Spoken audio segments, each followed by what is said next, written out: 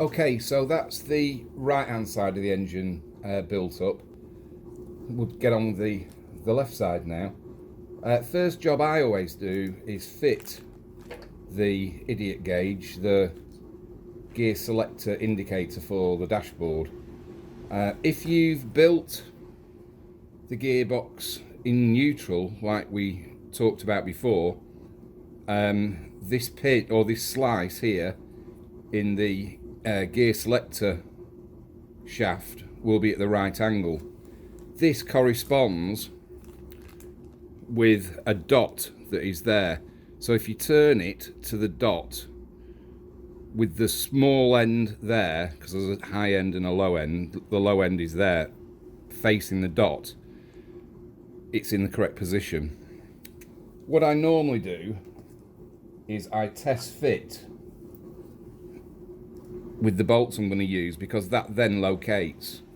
So these started life at they're an M5 by 25, but I always knock 2 or 3 millimeters off the end, so I know it's not going to bottom out. But then I just double check, because this is a point that everything will leak from. So you want the maximum depth of threads without it actually bottoming out. That way you can tighten it up. Again, I use cap head screws on here. You can't see them, but you can get it tight. So I'm just test fitting now that these screws are not going to bottom out. And I've just put them in hand tight and there is no movement. So I know that by the time I put a washer on these, it will pull it down, pull it in tight, it's not going to leak. Right, I've got my M5 bolts, which we know won't bottom out, with a washer on.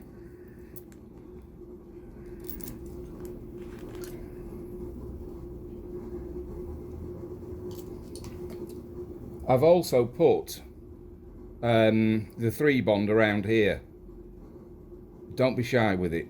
If this is going to leak, that's where it's going to leak from. So let's do it. It's degreased. This runs in grease, or oil should I say. This area fills up with oil. So by putting the 3 bond round here, you're stopping any leakage around there, and it works. My bikes don't leak oil.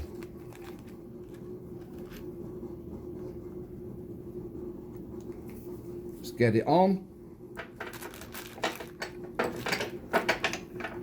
And then you can't get that off.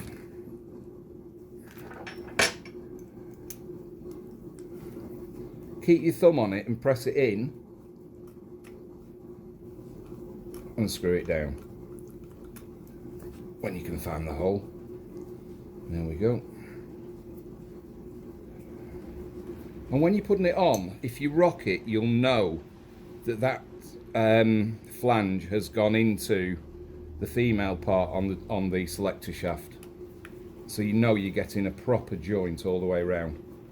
Screw that down, finger tight, it can't move.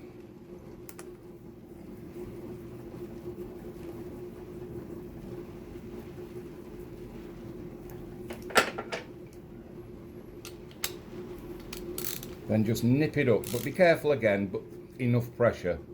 But again, it's a steel screw in an aluminium thread, easily strippable. That's in place. The other thing to do whilst it's off is find yourself a screwdriver whilst you've got access to it and screw these screws down. You always get a little nip out of them, but that just holds the plastic into the aluminium casing. Again, it's a point that can leak. So that's the gear selector indicator fitted. Next job, we'll fit this. I fitted that before that because when that's on, it covers this up a little bit and it makes it a little bit harder. Again, as with everything I do, it's the easy way.